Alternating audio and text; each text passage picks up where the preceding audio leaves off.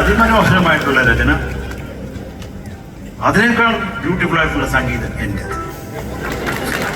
ഇപ്പൊ ഞാൻ പറയേണ്ട ഒരു ഗതികേടില്ല, അഗ്രഹം പറയത്തില്ലല്ലോ, നല്ല ഒന്നും പറയാത്ത ചുമ്മാ ഒന്നൊന്ന് ചിരിക്കുക. ഇതിനാണ് ഞാൻ ചിരിക്കുന്നത്. വെക്കട്ടെ. ഇപ്പൊ വേണിച്ചേട്ടൻ അതിമനോഹരമായിട്ട് പാടിയ ഒരു പാട്ടാണ്. ഈ ഒരു പാട്ട് എല്ലാവർക്കും ഇഷ്ടമാണ്. ഈ ഒരു സങ്കടപ്പിടിച്ച ഒരു കാര്യം കൂടെ പറയാം. അത് രാധിക തിലകാണ് കൂടെ പാടിയിരിക്കുന്നത്. രാധിക ഇപ്പൊ നമ്മളോടൊപ്പം ഇല്ല. ഇതൊക്കെ ഒരു കഷ്ടം. ഈ ഒരു കുറച്ച് മരിക്കുന്നതിന് കുറച്ച് നാൾ മുമ്പ് ഞാൻ വിളിച്ചിട്ടുണ്ടായിരുന്നു, എനിക്കൊന്ന് കാണണമെന്ന് പറഞ്ഞു. പക്ഷെ അത് സമ്മതിച്ചില്ല, വേണ്ടെന്ന് പറഞ്ഞു. ഇതുപോലെ തന്നെ ജയേട്ടൻ, ഞാൻ പറഞ്ഞു ചേട്ടൻ നമുക്ക് തമാശയൊക്കെ പറയാം. ചേട്ടന് വേണ്ടി ഞാൻ തമാശ സെലക്ട് ചെയ്ത് വെച്ചിട്ടുണ്ട്.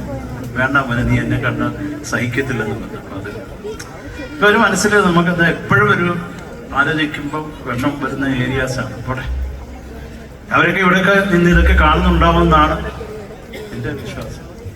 അപ്പം നമ്മുടെ വേണിച്ചേട്ടൻ്റെ പാട്ട്